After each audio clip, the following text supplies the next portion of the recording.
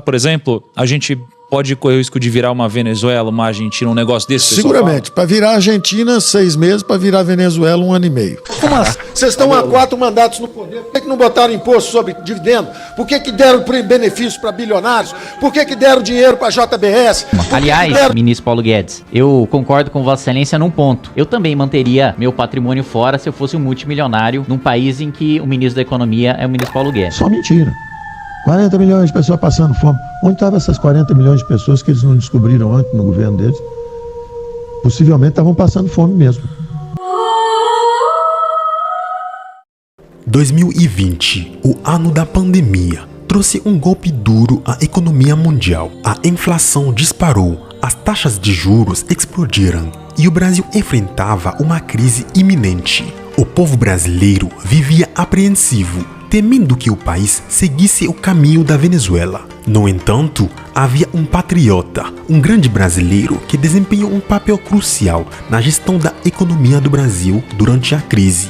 Alguns o consideram o maior economista do Brasil, enquanto outros questionam sua competência e sua integridade. Ao longo deste vídeo, você terá a oportunidade de tirar suas próprias conclusões. Poucas pessoas sabem que antes de se tornar ministro, ele era um empresário muito bem sucedido, com muitos milhões no bolso. Este vídeo vai explorar a vida de Paulo Guedes, seus estudos, mentalidade, ações e a direção que sua vida tomou. Vamos analisar como suas ações influenciaram a economia brasileira. Até o final, vai entender tudo. Paulo Guedes nasceu na cidade do Rio de Janeiro, em 24 de agosto de 1949. Sua mãe trabalhava no Instituto de Ressegros do Brasil e seu pai era vendedor de material escolar. Ele tem um irmão mais novo, chamado Gustavo Henrique Nunes Guedes. Paulo estudou no Colégio Militar de Belo Horizonte entre 1961 e 1967 e morava com sua família no bairro Barroca, na capital de Minas Gerais. Ele se formou na Faculdade de Economia da Universidade Federal de Minas Gerais e concluiu seu mestrado na Escola de Pós-Graduação em Economia da Fundação Getúlio Vargas. Em 1974, conseguiu uma bolsa do Conselho Nacional de Desenvolvimento Científico e Tecnológico e foi estudar na Universidade de Chicago, nos Estados Unidos, no berço do liberalismo mundial. Devido ao fato do seu mestrado no Brasil não ser reconhecido pela Universidade de Chicago, Paulo Guedes teve que fazer de novo o mestrado antes de ingressar no programa de doutorado da universidade. Ele fez doutorado em macroeconomia e economia internacional. Na sua volta ao Brasil, ele não obteve nenhuma grande oportunidade como ele pensava que iria ter por causa dos seus estudos. Inicialmente, Paulo Guedes queria se tornar um professor em tempo integral, mas nenhuma instituição o contratou para isso. No entanto, ele conseguiu empregos de meio período na PUC-Rio, FGV e no Instituto de Matemática Pura e Aplicada. No início dos anos 1980, ele recebeu uma oferta muito boa para ser professor na Universidade do Chile, além de um salário mensal de cerca de $10 mil, que era maior do que ele estava ganhando no Brasil. Essa oportunidade lhe permitiria observar de perto as mudanças econômicas em que acreditava. No entanto, sua estadia no Chile foi curta. Ele deixou o país após apenas 6 meses em Santiago, quando descobriu que a polícia secreta estava investigando seu apartamento. Além disso, um terremoto que assustou sua esposa Cristina, que estava grávida da sua única filha, Paula, também contribuiu para a decisão de retornar ao Brasil.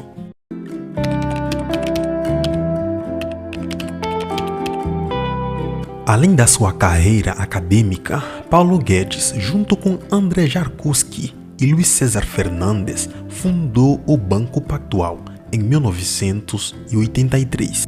Ele desempenhou papéis de liderança na instituição, sendo o CEO e estrategista-chefe. Durante os anos 80, Guedes também se envolveu passivamente na política, ao ajudar a criar o plano de governo de Guilherme Afif Domingos na campanha presidencial de 1989.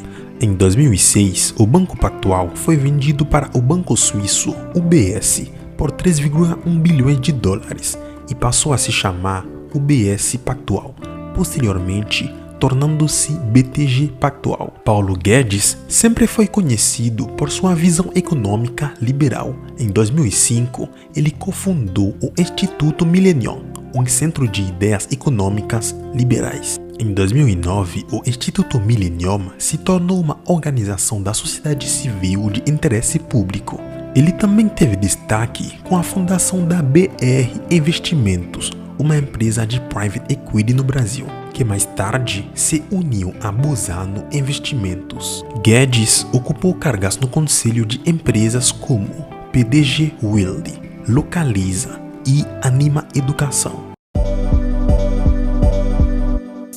Em novembro de 2017, Jair Bolsonaro, que era pré-candidato à presidência, anunciou Paulo Guedes como sua escolha para ministro da Fazenda num possível governo. Isso foi bem aceito por parte da mídia, investidores e banqueiros devido às suas ideias econômicas muito liberais. Na época do anúncio, a Bolsa de Valores, que começou o dia em queda, subiu, embora algumas pessoas na mídia e críticos de Bolsonaro tenham interpretado a escolha como uma maneira de suavizar a imagem do pré-candidato, que era vista como corporativista, militarista e contrária ao liberalismo. É importante notar que, apesar da sua experiência no mercado financeiro, Paulo Guedes nunca havia trabalhado no setor público antes. Suas primeiras declarações sobre suas intenções para a política econômica foram vistas com ceticismo por economistas e analistas financeiros, o que causou alguma preocupação na equipe de transição do governo Bolsonaro.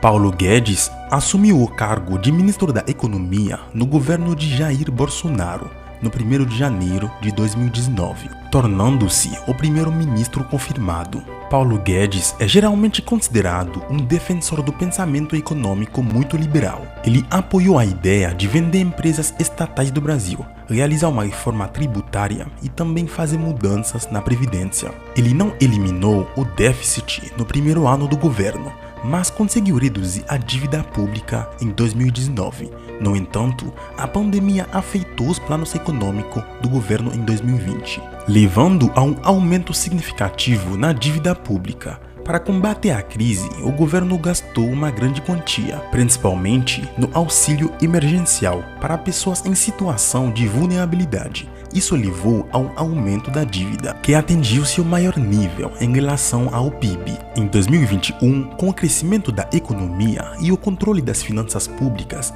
a dívida começou a diminuir novamente. Isso foi possível devido à venda de reservas, pagamento antecipado pelo BNDES e melhores resultados fiscais. O governo também arrecadou uma quantia significativa com a privatização de empresas estatais, que foi usada para reduzir a dívida pública. Essa estratégia atraiu investidores e compromissos de investimentos para o futuro. No geral, o governo Bolsonaro conseguiu melhorar a situação econômica, reduzindo a dívida e estimulando o crescimento. A equipe econômica acredita que isso contribuirá para o crescimento da economia nos próximos anos. Paulo Guedes teve um relacionamento difícil com o legislativo durante seu tempo como ministro, mas alcançou algumas vitórias. Com a ajuda do Congresso, especialmente de Rodrigo Maia, ex-presidente da Câmara, ele conseguiu aprovar uma reforma da Previdência. Essa reforma deverá economizar 855 bilhões de reais ao longo de 10 anos. Além disso, Guedes celebrou a independência do Banco Central em 2021, um objetivo de longa data para os liberais. No entanto, Guedes enfrentou resistência dentro do governo e teve atritas com Rodrigo Maia, que era um poderoso influenciador na agenda da Câmara. Houve acusações mútuas, com Guedes alegando que Maia fez acordos com a esquerda para bloquear privatizações, enquanto Maia acusou o governo de não apoiar devidamente as reformas e culpou Guedes por atrasar a reforma tributária. Guedes também mencionou a existência de um suposto plano de impeachment contra o presidente Bolsonaro durante a pandemia, envolvendo governadores, Maia e outros. Ele disse que ligou para ministros do Supremo Tribunal Federal para entender a situação e evitar o conflito. Outro desafio que Guedes enfrentou foi a criação de um novo programa social para substituir a Bolsa Família, chamado Renda Brasil / Auxílio Brasil. Sua equipe sugeriu congelar as aposentadorias para financiar o programa, o que gerou críticas públicas do presidente Bolsonaro, que vetou essa medida. Em outubro de 2018, o Ministério Público Federal iniciou uma investigação sobre suspeita de fraude nos fundos de investimento de Paulo Guedes. Esses fundos receberam dinheiro de fundos de pensão de empresas estatais desde 2009, como o Banco do Brasil, Petrobras, Caixa Econômica Federal e Correios. Os investigadores suspeitaram que Guedes investiu esse dinheiro numa única empresa, a HSM Educacional, que ele também controlava. Houve preocupação com o preço elevado que a HSM do Brasil pagou pelas ações. Após isso, essa empresa começou a ter prejuízos frequentes. E os fundos de pensão perderam cerca de 200 milhões de reais, de acordo com o Ministério Público. A Polícia Federal abriu um inquérito em dezembro de 2018 a pedido do Ministério Público, mas Guedes negou as acusações, afirmando que era uma tentativa de confundir os eleitores. Paulo Guedes foi revelado como dono de uma empresa offshore nas Ilhas Virgens Britânicas em 2021, conforme documentos vazados conhecidos como Pandora Papers. O que é uma empresa offshore? Offshores são empresas registradas em países com impostos baixos e regras de sigilo financeiro. No Brasil, não são ilegais, desde que sejam declaradas à Receita Federal. No entanto, o Código de Conduta para Funcionários Públicos proíbe que eles tenham investimentos financeiros que possam ser influenciados pelas políticas do governo. Isso levantou preocupações sobre um possível conflito de interesses de Guedes, dado seu papel como ministro da Economia. Guedes foi convocado para explicar suas finanças no exterior, perante a Comissão de Trabalho após a revelação. O Ministério da Economia alegou que ele já havia declarado a offshore antes de assumir o cargo. Pedidos de investigação foram feitos não apenas para Guedes, mas também para o presidente do Banco Central, Roberto Campos Neto, que também tinha offshores em paraísos fiscais. No entanto, o Supremo Tribunal Federal arquiva os pedidos após uma decisão do ministro Dias Toffoli. Apesar disso, Guedes foi chamado para dar explicações sobre sua offshore na Câmara dos Deputados.